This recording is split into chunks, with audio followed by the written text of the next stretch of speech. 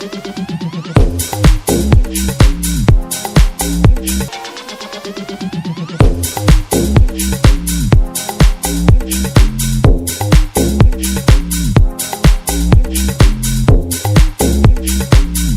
gentlemen, welcome to the fifth episode of Current News Extra virtual panel discussion. So joining us today is the CEO of BiKi Exchange, Mr. Ethan. Ethan, you are welcome to Current News Extra.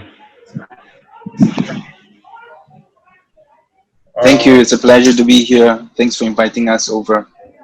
Okay, we have the CEO of Bitfxt Exchange platform, Mr. Franklin Peters. Franklin, you are welcome. Thank you so much. I'm happy to be here too.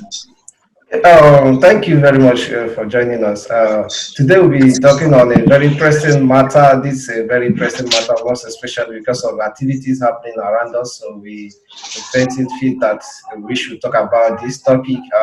It is the impact of cryptocurrency exchange platform in crypto and blockchain development and adoption. So as I earlier said, that most of the activities in this ecosystem is happening on the exchange platform. So let me start with you before we go straight to the topic. Ethan, can you just give us a brief about BiKi Exchange? Okay, right. So yeah, the pronunciation is BiKi Exchange, right? So BiKi Exchange is basically one of the world's leading community exchange. We started in 2018 June. And then, that's the peak of the bear market. And we actually grew 200 to 300% month to month since then. Up to today, we have 2,000 community partners and we have 200,000 community members. We have communities all over the world, from Chinese markets to English, to Vietnam, to Russia, to Philippines, to Korea, to Russia, to Nigeria, to Iran, to Philippines as well. And we're constantly expanding that as well. We are top 20 cryptocurrency exchange on CMC, right? And then we are also headquartered here in Singapore. Interesting, very, very interesting. Mr. Franklin, Mr. Franklin, can you briefly explain Bitfxt to us in 1 minute? All right, thank you so much. Bitfxt is a Nigerian cryptocurrency exchange, and beyond being a Nigerian blockchain cryptocurrency exchange, is a global exchange that started in 2017, actually about 3 years now. I'm surprised that BiKi is 2 years and it's really doing great. And we have registered users in our exchange from different parts of the world, so Bangladesh, China, Nigeria, Japan, South Africa, because we are Afrocentric.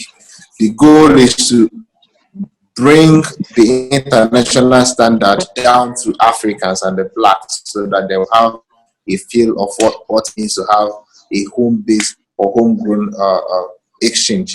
We also have a community membership of up to 30,000 at the moment, and we hope to keep growing as time goes on. Thank you. Interesting, very, very interesting. We have two great exchange platforms coming to do justice to a very pressing challenge in the ecosystem. So going straight, Mr. Franklin, what do you think should be done to encourage more people into the crypto space, especially institutional investors? Franklin, can you hear me? We are in an industry that is very, very young, in as much as the cryptocurrency and the blockchain industry would be said to be up to 10 years. For activity, global adoption and acceptance and recognition of this industry, I would say has only occurred for the past 5 years, I would say, 2015, actually.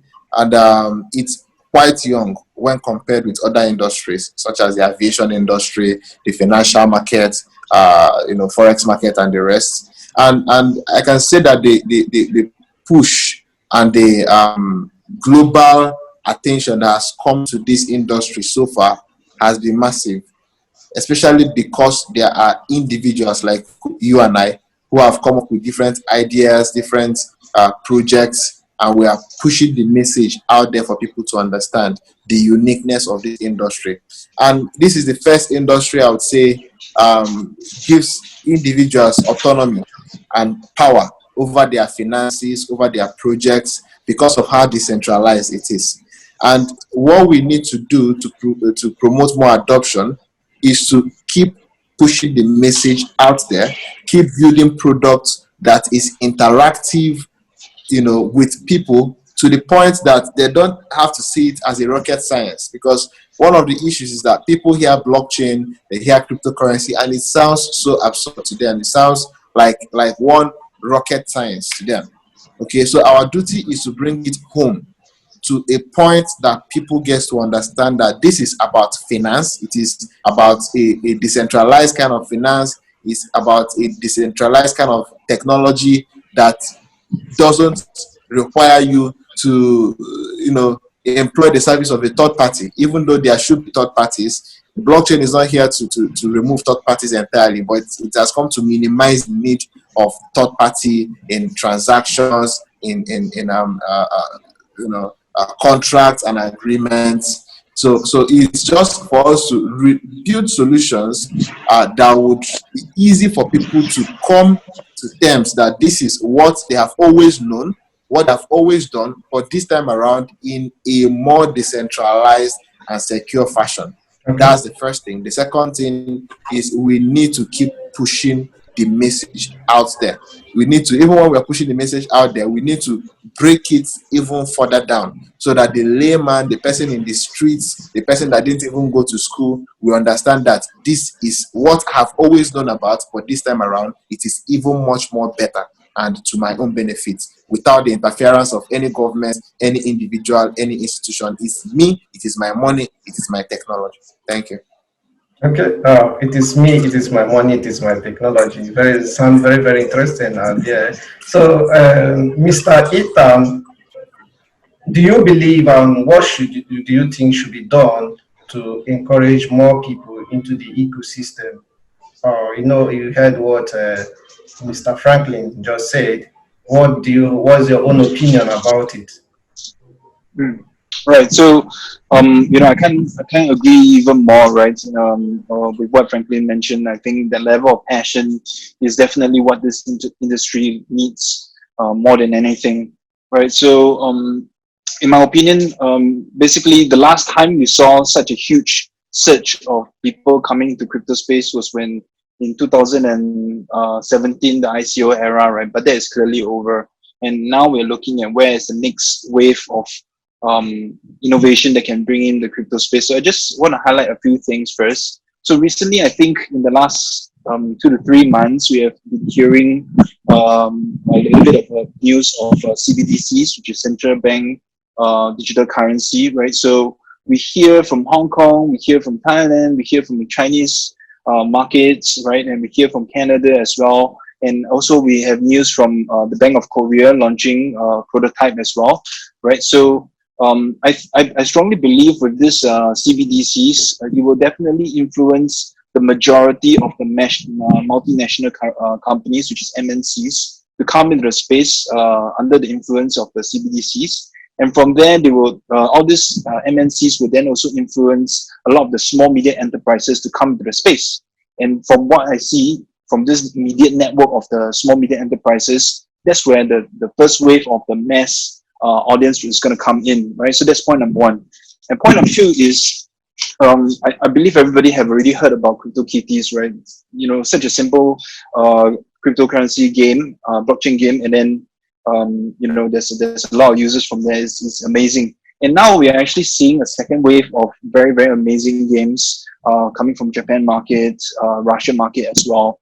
And we see that this is also another point where a lot of people is going to come in because of this usage. And then thirdly is, since we are headquartered here in Singapore, right? Singapore is a financial hub, and we see what are the important points to actually invite more institutional investors over is definitely to have institutional KYC friendly policies, right? Very good UI UX for this institutions to come in. And not only that, I think when it comes to custodian wallets and it comes to security, that's number one, to even invite any of these institutional investors over, right? So I just wanna summarize what we see also from the Russian markets. We will also need to have very attractive institutional fees to attract this institutional investors over to the exchange on top of the security that we need to ensure. Yeah.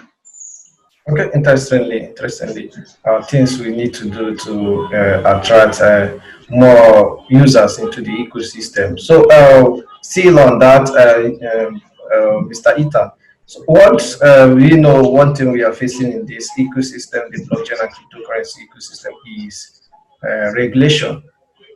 So, how is regulation affecting you over there, and how is regulation over there, and what do you think should be done to get a better regulation? Um, well, first of all, we the fact that we see, there are more news of regulation coming from over the world. We are very happy to see that. That is also something that is gaining trust with the mass market. And I'm sure everybody knows, in early part of January, the Singapore government also announced about the regulations of cryptocurrency projects and exchanges in Singapore. And so we have actually set up a new website, BiKi.sg, and we are in the midst of this application for the license with the Singapore government, and we strive to actually get this by the end of the year, right? So in our opinion, when we see such regulations coming in, it's also proving with confidence to the mass markets that it's a safer environment to protect these users, and it's good news for us overall.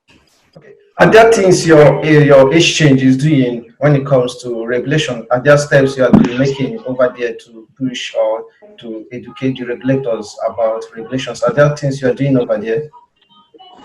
Yeah, well, so we have to have a very stringent AML CFT policy. We have to have very stringent KYC policies that cross-check across world databases to find out about terrorists, to find out about diplomats, right? So we need to be very, very careful about onboarding this, and we need to have a very stringent money laundering policy as well, and then this would also ensure that we are compliant with the local regulations, right? And also there are more things on top of that, right? So we need to have a very comprehensive risk management policy.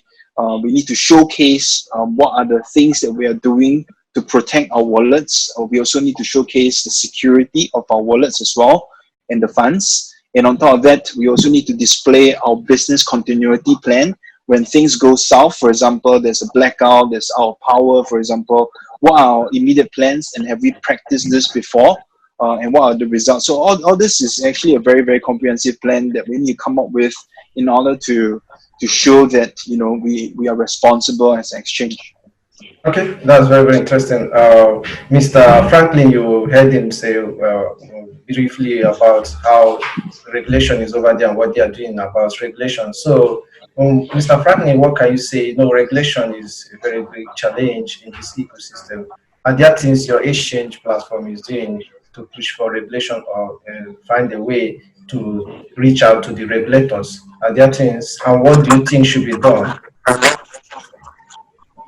All right. So in Nigeria so far, over the past 1 year or 2 years, there has been a movement for regulation in the crypto space. 3 years ago, I remember the very first meeting that was had at CBN, and there were some questions about the government accepting and adopting blockchain or cryptocurrencies in the country, and they said they did not. They are not saying it is bad as it were. It is an internet solution which is good, which is global. It cannot be stopped. The government they were looking into it to truly understand the role it can play in the nation. And then they sent out some people to go out, to different countries to make make some research and come back with some documents that would help them with regulations. And after some while, we didn't hear so much about that. We kept pushing for that, and we've also had series of meetings with SEC in Nigeria. And what they have, so far come up with is a sandbox that allows us to play fairly in the industry, and with them having a close watch on us to be sure that we are not harming ourselves in any way financially and in the corporate wise, and then to be sure we are also not harming people, to be sure that our customers or clients' funds are protected and we also are protected. So that's what has been up and going in the recent times, more like a sandbox. And we hope that as time goes on, they would, end up coming up with a regulation that favor us, just like they said, that they are not going to come out with anything that would stifle us out of the industry, but rather something that would help us to, play alongside with the government in providing solutions that would aid people. And so far, I think there are a couple of projects that have been able to penetrate the government through the blockchain space. And we, as a company, our duty and what we've been able to achieve is to work according to the guidelines that SEC has provided. Our AML policy is on point. Our KYC policy is also on point. We make sure that we know everybody who is registered in our exchange before you can make any fiat transaction. Okay. However, Okay. crypto transactions, everybody can transact. We get to know you for who you are, know you at least through your phone number, but for you to perform any fiat transaction, we should be able to, be sure you are a citizen of a certain country Well, Mr. through your ID. Franklin. Okay, all right, thank you. So we are working alongside with the regulators, all right. We are doing exactly what they brought out as a guideline for us to do, to be prepared as against when the regulations will come up. Thank you. Okay, very, very interesting. Still moving on the topic, after regulation, we talk about regulation. There is nothing we do in the ecosystem without touching regulation briefly. Another thing which is still important in this ecosystem, because most people are skeptical about this industry and they are afraid in a way. So this boils down to education. So still with you, Mr. Franklin, what are you doing, your Asian platform doing to educate people about this industry? All right, so part of our SPV is what we call the Academy, Decentralized Academy, which partners with viable blockchain education platforms across the globe to educate people on the benefits, the use cases, and the future of blockchain. And so far, we've been able to educate a couple of thousands of people, and we hope to double that number and triple that number as time goes on. We notice that anybody who is properly educated on the block and anything about blockchain always embraces it as part of them. And through the academy, we hope to reach out to as many people as possible on the blockchain education. Thank you. Okay, very, very interesting. So, Mr. Ethan, what do you think should be done about education, getting more people into the ecosystem, and what are you doing about it? I think there are lots of media sites that provide 101 lessons like Ethereum 101, Bitcoin 101, blockchain 101, decentralized 101, right? So I think it's really out there. So with regards to our exchange, what we actually do is we educate based on the basics of, for example, what is staking, what is decentralization, what is DeFi, right? And then one of the things that is working for us as well is we are actually doing weekly classes So it happens on our Telegram group, BiKi English, and every week we actually conduct a class, where it's very interactive. Participants get to ask us very simple and basic questions, and also we get to educate them about our platform and what does it do, and what they need to be careful of, right? So I think these are very like easy things for users and the community to listen and to be educated about, right? So constantly we're going to increase the number of lessons that we have on our BiKi English Telegram group as well. Okay, the interesting. We believe from hearing from the two big exchanges from Asia and one from Africa, we believe that the space is really, really advancing with what you people are doing in different regions. So we are looking about how things happen in the exchange space, like what happens between exchanges. And there are some organizations, or is there any organization in your area or globally where exchange platforms come together to discuss the way forward? Uh, Mr. Franklin, is there anyone in Africa or globally where exchange platforms in that area comes together to discuss about how to further the ecosystem and other things? All right. So in Nigeria, I have not come across any you know of any gathering for exchange owners where they discuss the way forward. However, communities for blockchain enthusiasts and stakeholders within the industry in Nigeria, which I belong to a couple of them. And I hope that sometime within this year, we'll be able to constitute that organization whereby exchange owners, big and small, would come together, discuss the issues within the industry and the future of the industry. Is there anyone in Africa in general? Is there any such organization? I have, yeah, like I said, I've not come across any yet. I once asked questions. I almost actually also started one last year, towards ending of last year. So if I'm going to do another research now, just after this meeting, and if there is none, I will be moved to call for a meeting for exchange owners for us to kick off because it's very, very necessary. Okay, that's very interesting. Very, very interesting. Ethan, is there anyone over there in Asia or anyone you know globally? Um, well, over the last 2 years, there has been, at least 7 or 8 of such initiatives of creating such unions. But I have been pessimistic, over the last 2 years as well. So, such unions has been unsuccessful in delivering on the needs of different exchanges. I believe it's because of, we are all in different parts of the world with different needs. So like in Singapore, like for example, there's a Singapore FinTech Association, that serves the needs of the members together as a community, and I think it has been, really, really helpful for the community here in Singapore. With regards to the rest of the association or unions for crypto exchanges, that remains to be seen for the coming months. I hope, yeah. Okay, since there are, yeah, I believe there is no association of such over there in Asia. Is that what you're saying?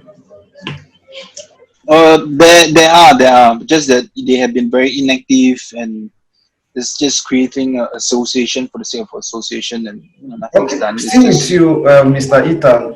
Yes. Do you think there is any need for such a union or organization of exchanges in your area or around the world? Do you think there is any need for that? Is it necessary? um, at this point in time, I think the market is still a little bit too premature for that. So I myself probably wouldn't see the need for it yet. However, I think I do hope when the market becomes a little bit more mature, I think such associations would be really, really useful. Interestingly, the market is not yet mature for such organization. Do you buy the idea, Mr. Franklin? Is not mature for so many organizations and unions, but this is the foundational period for the industry, and I believe that this is I believe if a union such as that is created now, it's not too early still. Interestingly, so moving forward, before we conclude on today's Coin Use Extra panel discussion, there is an issue on ground coming up. Come this May, the 12th day of May, there is something that is going to happen in the ecosystem, talking about the Bitcoin halving. What are the expectations around this Bitcoin halving? Mr. Ethan, what do you think will be the outcome of the Bitcoin halving? What impact will it have in the ecosystem and the market? Well, first of all, I think, since the beginning of 2020, we have been seeing quite a big chunk of OTC inquiries, especially from South America, the Chinese market, as well as a couple of countries in Southeast Asia, and we see that this is on a continuous rise. But definitely, I think on the 11th hour before the Bitcoin halving, I think there'll be more inquiries and more activities. People want to go in the last minute. And I think with the Bitcoin halving, with news coming in, from major media outlets as well as big traditional media outlets, I think there's a very good opportunity, for the masses to be educated about why this is such a critical point. And I think we will expect more users to come in with their own initiative into the exchange to find out more about Bitcoin, which is what you mentioned earlier. Education is a very key aspect towards mass crypto adoption. So I think that is also a very critical point when it comes to educating them during the halving period. Interestingly, Mr. Franklin, what do you think will be the outcome? What are some of the things you feel will happen in this period of Bitcoin halving? All right, so funny enough, I posted an image from our media team, my status and some other social media outlets, and a lot of people kept asking, okay, this halving you're talking about, what should happen to Bitcoin? Does it mean that the price of Bitcoin will half into two, from $9,000 to $4,500? Some people were asking, is the price going to increase by half? Does it mean that the coin will break into two equal parts? So, people have gotten interested in what this subject that has been making rounds is all about. And I believe that it's going to attract more newbies into the blockchain economy. It's going to get more people interested when they get to understand how beautiful the token economics of Bitcoin has been structured by Satoshi Nakamoto, such that with or without human intervention, over the next 100 years or more, BTC is going to keep halving until it's scarce. So how beautiful it is going to make more people interested. It's going to pull in more newbies into the ecosystem. That's what I believe. You said it's going to bring in more newbies into the ecosystem. That brings us to this point, the final question for today's panel discussion. Last time we had a bull run in the ecosystem or in the market, some exchanges were having issues with registration, handling the influx of new people into the ecosystem. How do your exchange, starting with you, Mr. Franklin, how is Bitfxt making arrangement to handle in case such a thing happens again? All right. So I remember during the bull run, a lot of exchanges blocked their registration portals because they couldn't accommodate the influx of users. Actually, every company, every project should look forward to such an opportunity when they scale to the point that they have to say, please stop coming, is enough. Okay. And they say necessity is the mother of invention. So we are prepared, and we are waiting for such opportunity to come. All we need to do is to expand our servers to accommodate as much as we can handle. And when we get more than enough of what we want, we may still close up, so that we don't have more than what we can handle. Because one thing that has happened in the past is most of those exchanges that enjoyed the crypto boom and the influx of new registered users, some of them have shut down. So it's not just about having millions of users, it's about having adequate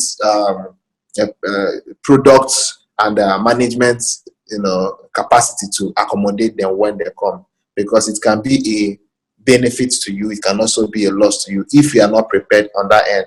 And I'm going to say this: Bitfxt is 100% prepared to accommodate uh, to a certain number, not an unlimited number of new users, and we look forward to that period. And I hope the Bitcoin halving would trigger such activity, at least within the African market. Interestingly, I Thank hope you. to cause such a trigger and bring in influence of people. So, Mr. Ethan, what's your take on that? Well, like, mm, it's a bit interesting because like in the bear market when we started, we really experienced the influx of users, new users, actually new to crypto users using our community methods. And so since then, and in January 2019, we have actually shifted our servers, and we have also um, gone global since then of the Chinese markets. And so we have been handling this all along, and um, we are just going to be ready for this as well. So all along it has never been an issue for us, except that different countries, we need to adhere to different KYC standards according to the local practices. But besides that, um, I think we are more than ready for that. For our website, we have the Vietnamese language, Russian language, Japanese language, Korean language, English, and Chinese, and we're expanding this language a lot more as well. And on top of that, we are going to launch our integration with Simplex for fiat channels, to be onboarded as well. So you can use USD, or you can use more than 28 different currencies to come in to buy BTC as well. So yeah, that's my answer. Very interesting. Every of the exchanges All prepared. right. Okay. Yeah. Okay. Sorry about that. Based on what Ethan said, it just reminded me as well. Part of the preparations we have for the influx, based on the fact that the people who are going, like I said, who are going to be coming into our exchange in the next bull, or in the next trigger, would be Africans, because we are very much prepared for them. We have included a couple of African languages on our exchange, and you know, Nigerian broken language is there. The Swahili for South Africa, and a couple of other African languages. We've also included a couple of fiat channels, such as KES, Kenyan shilling, and you can make deposit through Flutterwave from Ghana, from Uganda, and from a couple of other countries within Africa. So one of the things we also are working on is to allow direct exchange pairing between those local currencies, which is local fiat currencies and cryptocurrencies, so that when they come in, it's easy for them to transact from their bank accounts in Bitfxt. Okay, interestingly, concluding the two exchange platforms, Asia and Africa, they are ready for whatever that will happen, 100% ready. So, in conclusion, how do you see the future of blockchain and cryptocurrency, Mr. Franklin? All right, I always say this: it is the future, and the current global pandemic, COVID-19, has opened the eyes of the world to see that there is need for a decentralized form of banking. There is need for a contactless form of currency, because diseases like that could be easily transmitted by cash, from one hand to the next hand. You don't know who has already contracted it and has handled cash. So there's need for decentralization of trust. We don't need to go to court to do anything. We can use smart contract and execute contracts or an agreement for any purpose. So I believe the advent of blockchain together with artificial intelligence, robotics, and other high-tech programs or the core of the future of the world within the next 4 years, within the next 1 year upwards. It's going to be the end of the analog system as we have always known it. So welcome to the new digital system where blockchain is going to be the lead in the financial aspect. Thank you. Okay, interesting, very, very interesting. Mr. Ethan, in conclusion, how do you see the future of blockchain and cryptocurrency? Well, so for BiKi Exchange, we expect ourselves to be the financial institution of the blockchain industry. That's our vision all along. So in the 1990s, when you ask people about the internet industry and you ask them to join companies like Google, Yahoo, or PayPal, nobody would have cared, right? Because internet industry was so young back then. So this is what's happening in blockchain industry as well. So we're in that stage right now, and we are building and gearing ourselves towards being the financial institution right smack in the middle of the blockchain industry. Okay, that's very, very interesting. Thank you very much, gentlemen, for joining us. Thank you, Ethan, for joining us. Thank you, Thank Frankie. you. Okay, Thank you thank so you. much.